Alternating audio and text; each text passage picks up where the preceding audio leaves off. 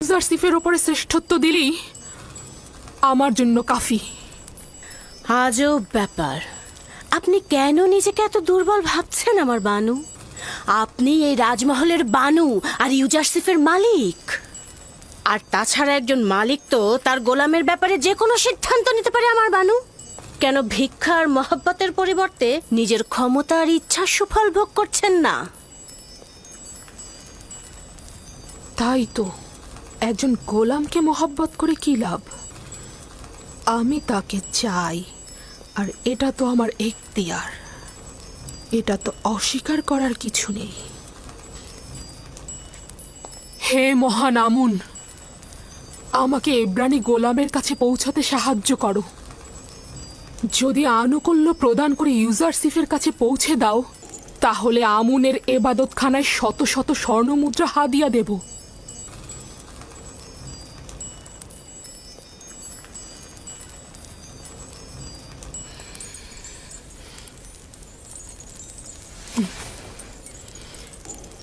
এই কামরাকে সর্বোত্তম উপায়ে সজ্জিত করো, তারপর আমাকে খবর দাও।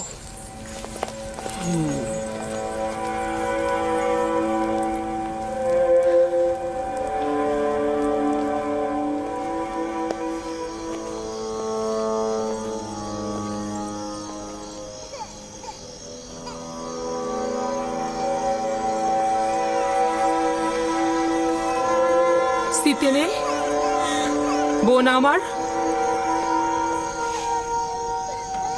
সিতেনে,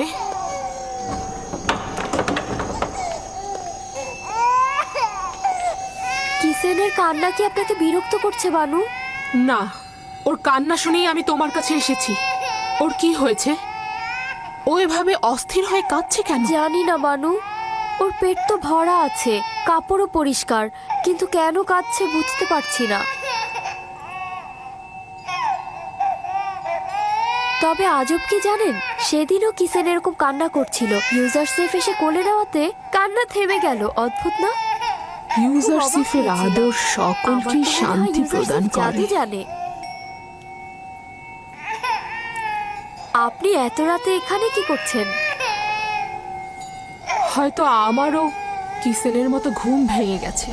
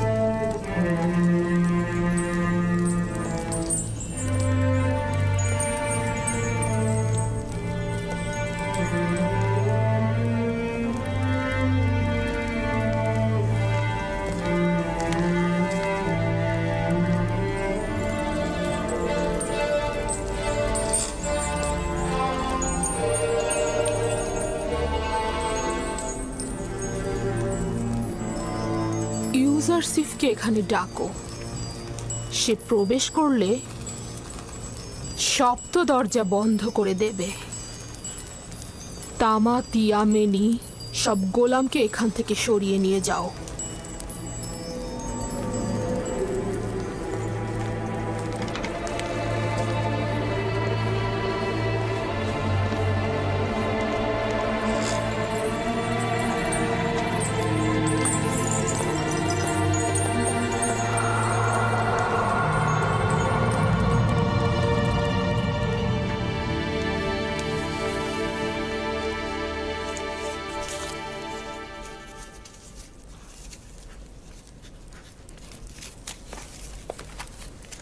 বানু জুলেখা আপনাকে তলব করেছেন।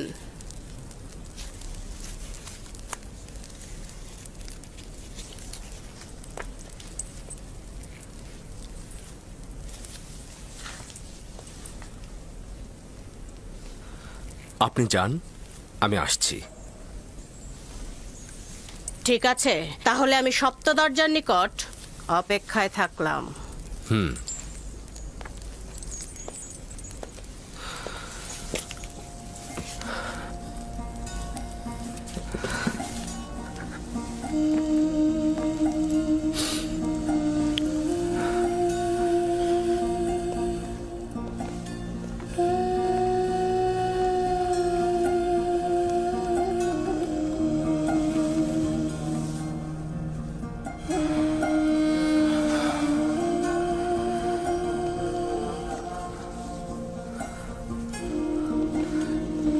হে খোদা,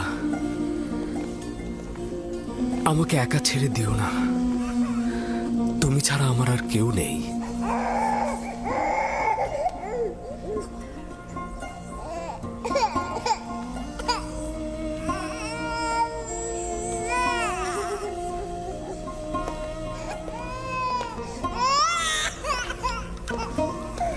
কি ব্যাপার সিতেনে? কিসেন আবার কেন এইভাবে কান্না করছে? আমি জানি না কি হয়েছে ওর। আমার মনে হয় আপনার ছোঁয়া পেলেও শান্ত হয়ে যাবে। কি হলো, শান্ত হচ্ছে না কেন? সম্ভবত তার এই কান্না অন্য কোনো কারণ থেকে। সম্ভবত তার নাজুক রুহ অলক্ষণে কোনো ঘটনার পূর্বাভাস পেয়েছে।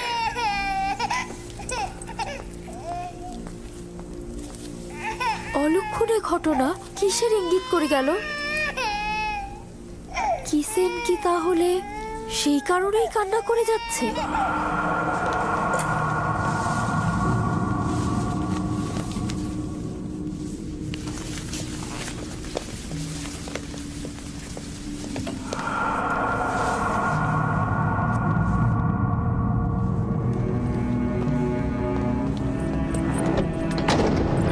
যখন তখন যে কেউ এই কামরায় ঢুকতে পারে না।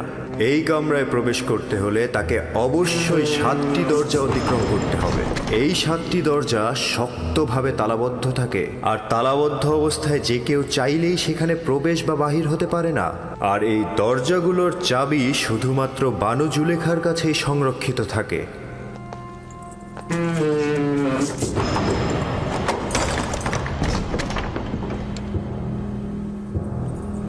বানু জুলেখার আদেশ।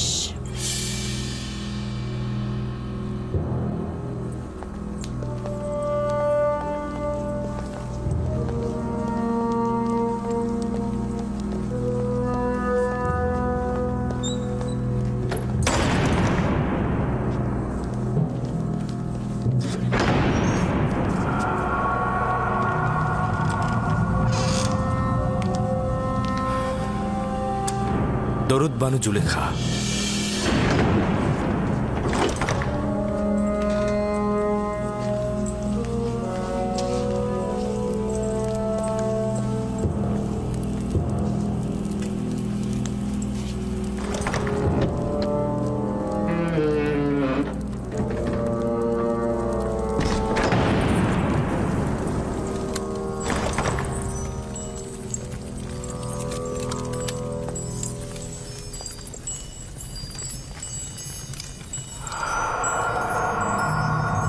তুই অবগত রয়েছিস যে তুই আমার গোলাম?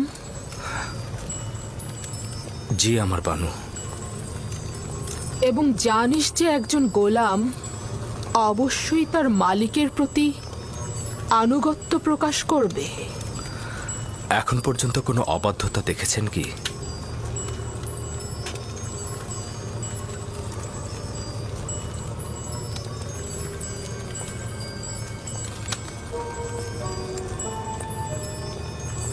আজকেও তাহলে তুই আমার আনুগত্য পোষণ করবি? যদি কোনো আদেশ করেন অবশ্যই শিরোধার্য।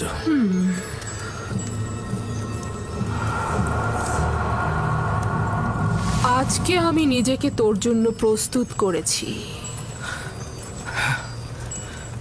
খোদা, তোমার কাছে পানা চাই। আপনি আমার কাছে কি চাচ্ছেন? খেয়ানত কি? আমি তো বলেছি আপনার কাছে সারা জীবন অনুগত।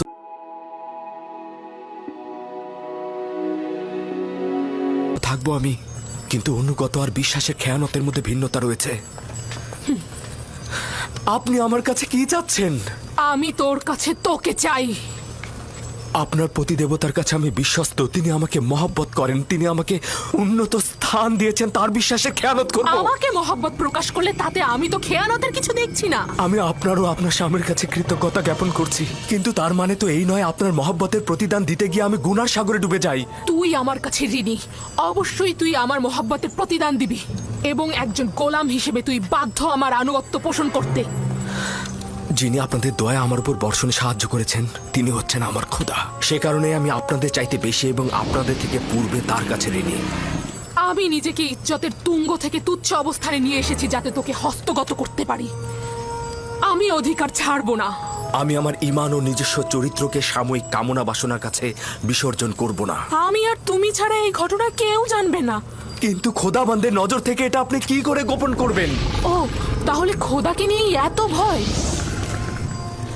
আমিও তার কাছে লজ্জিত। এটা তো কোনো ব্যাপারই না।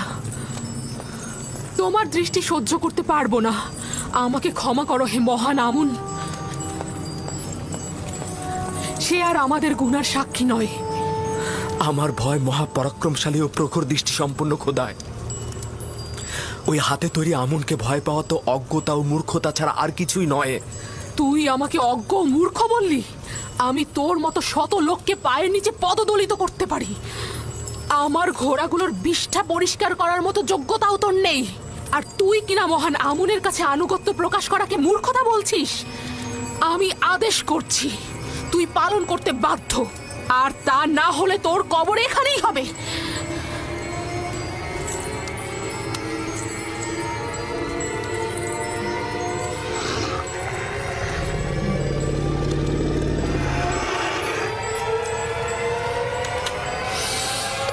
আপনার ফরমান তো আমি ততক্ষণই মানব যতক্ষণ আমার একাত্মবাদী খোদার ফরমানে কোনো ক্ষতি না হয়।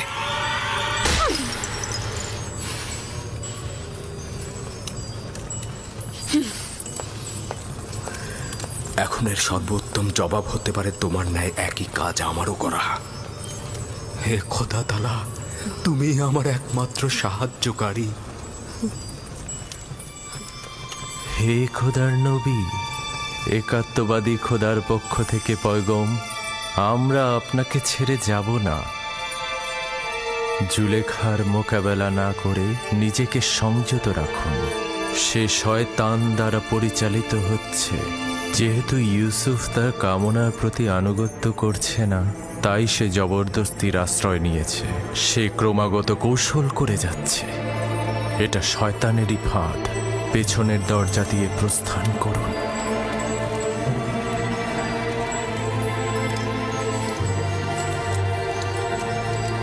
হে খোদার নবী, একাত্মবাদী খোদার পক্ষ থেকে এই পয়গম, পেছনের দরজা দিয়ে প্রস্থান করুন। প্রস্থান করুন। পালাবার পথ নেই, তুমি বাধ্য আনুগত্য স্বীকার করতে।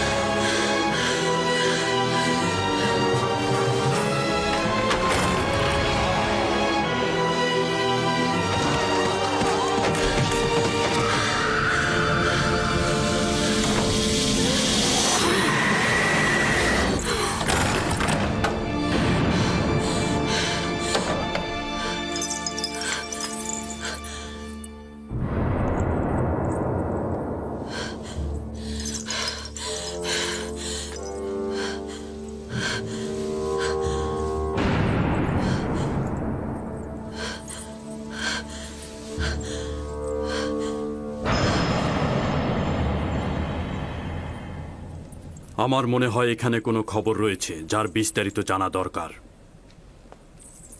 শুনতে চাচ্ছি, যে কেউ একজন কি বলবে? হায় আফসোস আমার, এই সকল মহব্বতের প্রতিদান দেখুন। দেখছেন তো আপনার সহধর্মিনীর সাথে সে কি আচরণ করেছে। এর শাস্তি কি? সে আপনার সহধর্মিনীর প্রতি কুদৃষ্টি পোষণ করেছে। তাকে কঠিন শাস্তি দিয়ে জেলখানায় নিক্ষেপ করুন। বানু জুলেখা মিথ্যা কথা বলছে জনাবে মালিক। আমি দেখেছি জনাবে আলী, ইউজারসিফ কৌশলে বানু জুলেখার কক্ষে প্রবেশ করছে। আলী জনাব, আমি এর বিপরীতে যে কোনো দলিলই নিয়ে আসি না কেন সেটা আপনার কাছে গ্রহণযোগ্যতা কখনোই পাবে না। কারণ এতে বানু জুলেখার সম্মানহানি ঘটবে এবং আপনি তার পক্ষে রায় দেবেন। আর কারো সাহসও নেই সত্যটা বলার। আপনিও নিশ্চয়ই সেটাই চাইবেন। এর থেকে বেশি ক্রোধের সৃষ্টি করো না। আমি দলিল ও সাক্ষী দেখতে চাই। আমি আসল গুনাহগারকে ধরতে চাই। আমার না আছে গুনাহ না করার কোনো দলিল, আর না আছে কোনো সেবিকা যে আমার পক্ষে সাক্ষ্য দেবে। সুতরাং তুমি দণ্ডিত। এর শাস্তি অবশ্যই পাবে। আমি এর জন্য প্রস্তুত রয়েছি জনাবে মালিক। তবে হাকিকত হচ্ছে সে আমাকে তলব করেছে এবং মিলনের ইচ্ছা পোষণ করেছে। আর এটা প্রমাণ করতে আমার নিজস্ব খোদা ব্যতীত আর কোনো সাক্ষী নেই। তুমি জুলেখার নির্জনতার সুযোগে প্রবেশ করেছ। করিমামা সাক্ষী রয়েছে। সকলেই জানে বানু জুলেখা অপরাধী, কিন্তু তার বিরুদ্ধে সাক্ষ্য দেওয়ার সাহস নেই কারো। তোমার সাক্ষীকে হাজির করো এবং সাক্ষ্য দিতে বলো। খোদা ব্যতীত আমার তো আর কোনো সাক্ষী নেই। যদি আমাকে একাকে ছেড়ে দেন তো আমাকে সর্বাপেক্ষা কঠিন পরিস্থিতির মধ্যে পড়তে হবে। আপনি কি চাইছেন এই গোলামের কথা গ্রহণ করতে?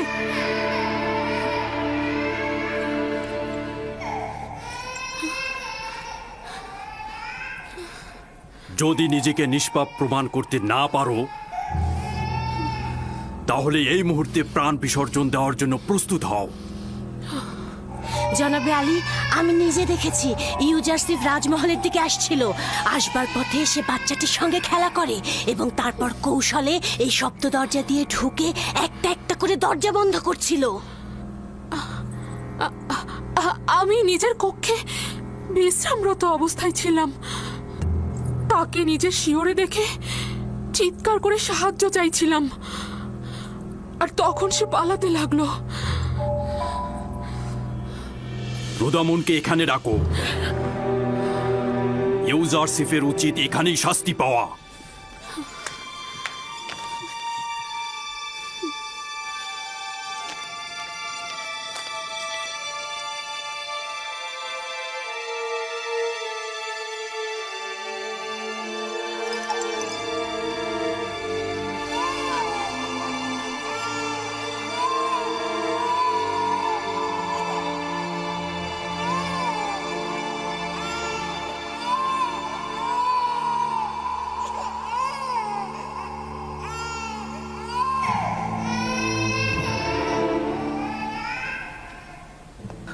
আমার সাক্ষী আছে।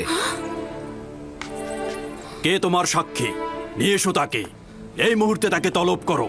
জি জনাবে মালিক, অবশ্যই আমি সাক্ষীকে হাজির করে সত্যটা প্রমাণ করে দেব। সে না আমাকে চেনে, আর বানু জুলেখাকেও চেনে না। সে না আমাকে সমর্থন করবে, আর এমনও নয় বানু জুলেখার সাথে তার কোনো দুশ্মনী রয়েছে। সে তোতা পাখির মতো সত্যটা বলে যাবে, আর এতে কার লাভ হচ্ছে আর কার ক্ষতি হচ্ছে সেটা সে বুঝবে না। সে কে? শাস্তি পাবার পূর্বেই তাকে এখানে তলব করো। আমার সাক্ষী সেই শিশুটি যার কান্না আপনি এখনো শুনতে পাচ্ছেন। তুমি কি আমার সাথে ঠাট্টা করছো? না জনাবে মালিক, আপনার কাছে আমি তাগাদ করছি ওই শিশুটিকে দয়া করে এখানে নিয়ে আসুন, তাহলেই সত্য প্রমাণিত হয়ে যাবে। একজন নবজাতক সাক্ষী দেবে? সে তো এখনো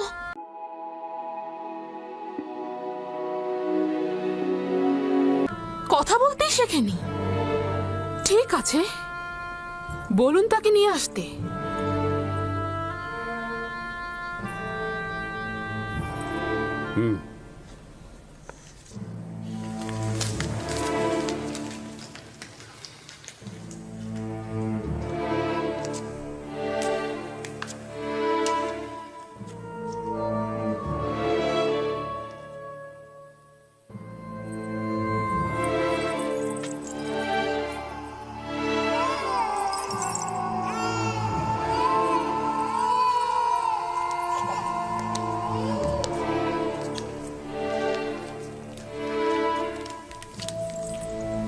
দরুদ আলী জনাব পুতিফার। সে আমার ফুফাতো বোন সিতেনে এবং তার সন্তান কিসেন। বলো তাকে সাক্ষী দিতে। কিসেনে কথা বলো। যা তোমাকে খোদাতলা শিক্ষা দিয়েছে তা তুমি এখানে বলো।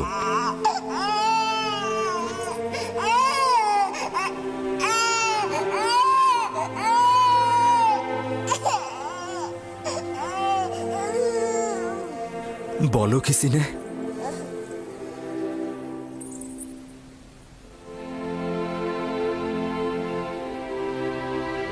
একাত্মবাদী খোদার ফরমানে তার একটি বাক্য বলবো। পিরান সামনের দিক থেকে ছেঁড়া থাকলে জুলেখা নিষ্পাপ, ইউসুফ গুনাহগার। আর যদি পিরান পেছনের দিক থেকে ছেঁড়া থাকে তবে জুলেখা পাপী, ইউসুফ নিষ্পাপ।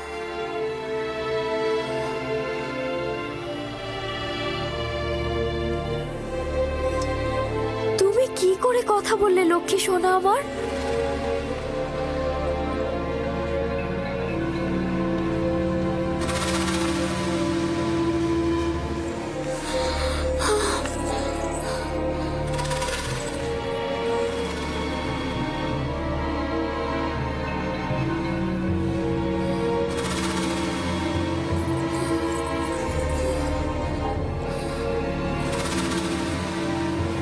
তুমি নিজের কান্না দ্বারা আমাকে ধোঁকা দিতে চেয়েছিলে।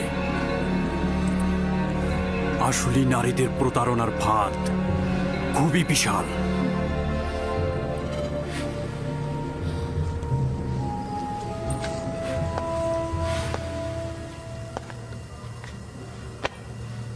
আমি যে অপবাদ তোমাকে দিয়েছি তার জন্য ক্ষমা চাচ্ছি। আশা করছি আমাকে আর জুলেখাকে ক্ষমা করবে এবং এই ঘটনা সব সময়ের জন্য গোপন রাখবে।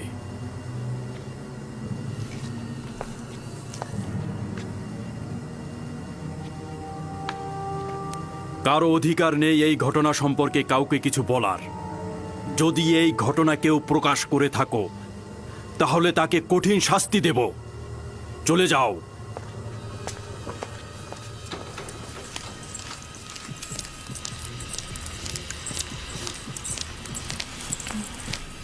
কি ঘটলো আমি তো কিছুই বুঝলাম না।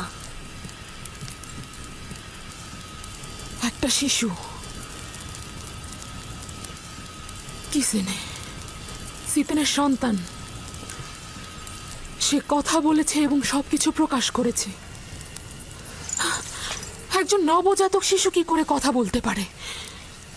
কিন্তু সে তো বলল। কিন্তু কিন্তু এটা কি করে সম্ভব? আমি জানি না। ইউজারসিফ তাকে বলতে বলল এবং সে সব সত্যি সত্যি বলে দিল। অবাক করার বিষয় হলো শিশুটি একত্ববাদী খোদার নাম করে কথা বলা শুরু করে দিল। এটা জাদু। যদি বাচ্চাটি কথা বলেও থাকে তা জাদু ব্যতীত আর কিছু না। ইউজারসিফকে যা দেখছেন সে আসলে তা নয়, সে জাদুকর। সে বাচ্চাটাকেও জাদু করে ফেলেছে। আমার বিপক্ষে কারো সাক্ষী দেওয়ার সাহসী ছিল না, শুধুমাত্র এই শিশুটি। বানু, সে জাদুকর। সে জাদুকর এবং সে সবাইকে জাদু করে ফেলেছে। আমি বন্ধ করো কারি মামা।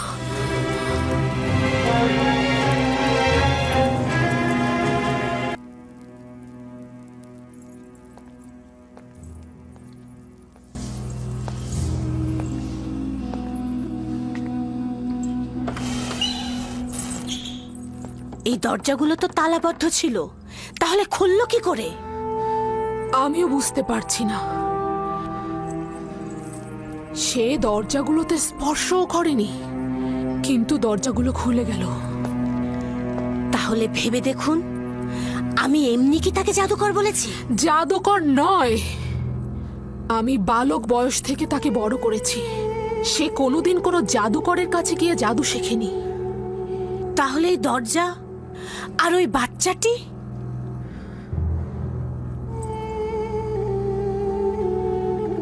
সত্যি তো। এই ইউজারসিফ কে?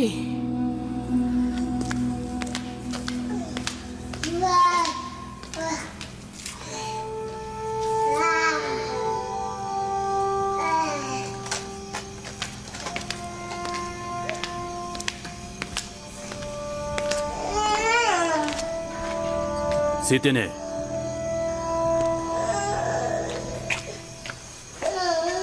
দরুদ আলী জনাব পুতিফার। তুমি কিভাবে কথা বললে? আমার তো বিশ্বাসই হচ্ছে না।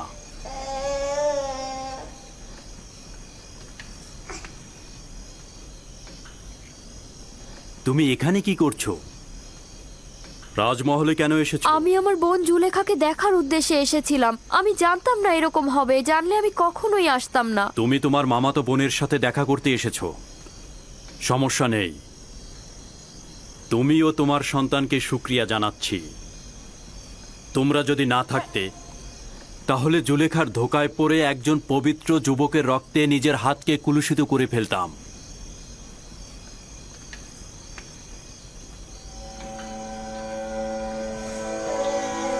আমি তো বুঝতেই পারছি না তুমি কি করে কথা বললে।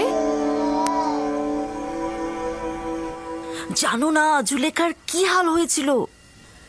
6 মাস বয়সে শিশু কথা বলেছে? আমি নিজের কানে শুনেছি।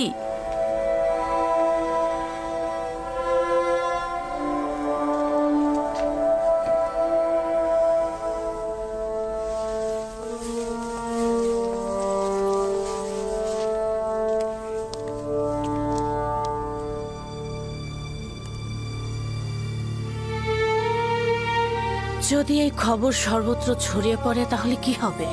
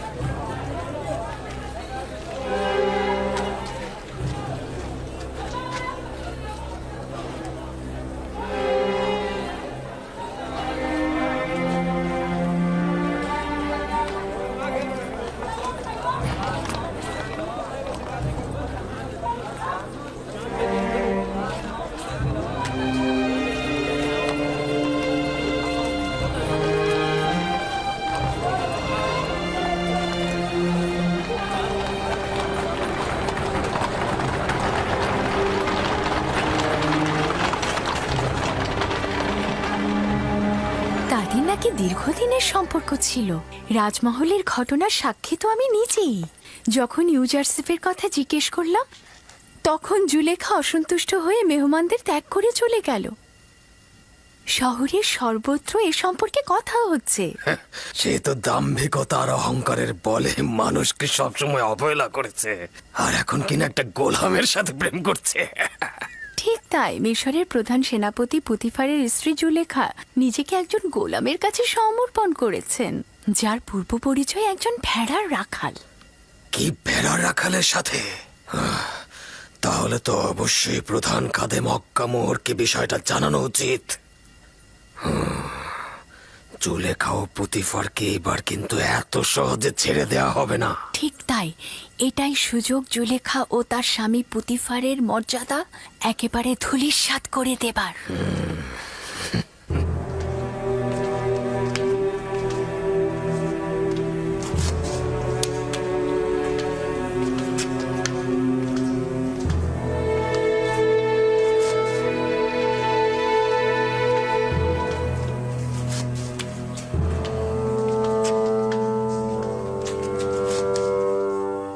তোমাকে বলেছিলাম আমি কিছু সময় একা থাকবো।